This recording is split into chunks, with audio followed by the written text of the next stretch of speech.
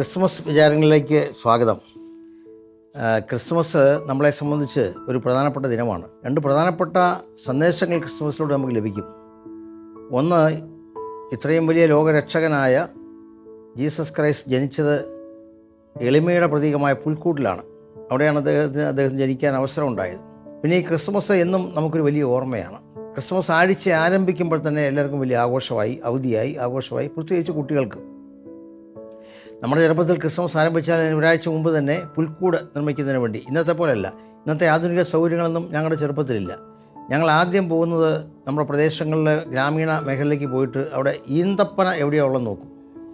ആ ഈന്തപ്പനയിൽ ഈന്തൽ വെട്ടിയിട്ട് അതാണ് പുൽക്കൂട് കെട്ടാൻ വേണ്ടി ഉപയോഗിക്കുന്നത്. അന്നൊരു വലിയ പ്രധാന ആളുകളെല്ലാം വന്ന് വെട്ടിക്കൊണ്ട് പോകും.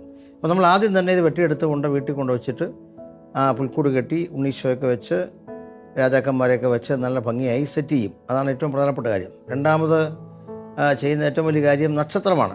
അപ്പോൾ ഇന്നത്തെ പോലെ ഇത് മാർക്കറ്റിൽ വാങ്ങിക്കാൻ കിട്ടുന്ന ഒന്നല്ലെന്ന്.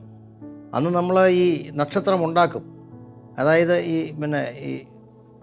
പിന്നെ ഇല്ലിയുടെ ഇല്ലി ഉപയോഗിച്ച് നക്ഷത്രം ഇങ്ങനെ ഉണ്ടാക്കി അതിനകത്ത് വിളക്ക് വെച്ചെന്നും വെളിച്ചമില്ലാത്തൊരു കാലമാണ് എൻ്റെയൊക്കെ ചെറുപ്പത്തിൽ.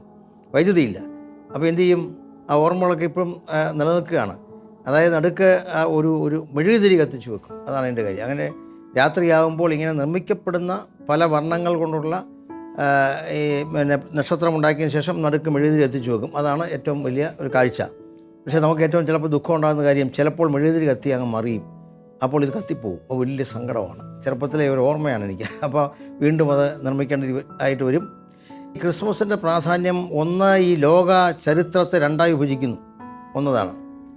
മറ്റൊന്ന്, നമ്മളിത് കാണേണ്ടത് ക്രിസ്മസിലൂടെ ജനിക്കുന്ന ഒരു രക്ഷകനാണ്, ലോക ജനതയുടെ രക്ഷകൻ. അതായത് നമ്മളൊക്കെ ചെയ്യുന്ന പാപത്തിൻ്റെ ബുദ്ധിമുട്ടുകൾ അത് ഏറ്റെടുത്തുകൊണ്ട് സ്വയം ജീവൻ ബലി കഴിക്കുന്നു. ഇങ്ങനൊരു ചരിത്രം ലോകത്തുണ്ടായിട്ടില്ല.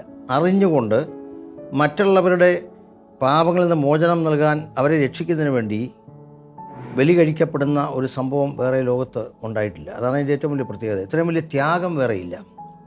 മറ്റുള്ളവർക്ക് വേണ്ടി, മറ്റുള്ളവരുടെ രക്ഷയ്ക്ക് വേണ്ടി ജീവൻ അറിഞ്ഞ് ബലി കഴിക്കുക എന്നുള്ളതാണ് ഏറ്റവും പ്രധാനപ്പെട്ട ഒരു കാര്യം. നിങ്ങൾക്കെല്ലാവർക്കും എൻ്റെ ക്രിസ്മസിൻ്റെയും പുതുവത്സരത്തിൻ്റെയും ആശംസകൾ നേരുന്നു. നന്ദി, നമസ്കാരം.